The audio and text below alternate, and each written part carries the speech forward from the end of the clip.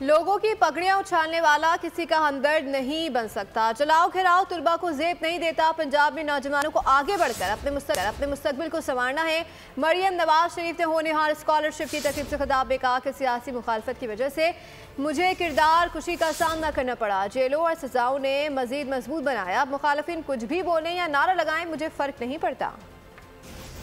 ये कहेगी कि जला दो, आग लगा दो, तोड़ दो, सर तोड़ दो, डंडे पकड़ लो हाथ में, पेट्रोल बॉम्ब्स पकड़ लो हाथ में, और उसके बाद अपने बच्चे आराम से बैठे हैं, लोगों के बच्चे जेलों में रुल रहे होते हैं। ये मुस्तकबिल मैं आपके लिए बिल्कुल नहीं चाहती, ना ये मुस्तकबिल का ये रास्ता आपने अपने लिए चुनना है। इस तरह की मुझे स्लैंडर कैंपेन्स का सामना करना पड़ा, कैरेक्टर असैसिनेशंस का सामना करना पड़ा, सिर्फ और सिर्फ जो सियासी मुखालफत है उसकी बुनियाद पर।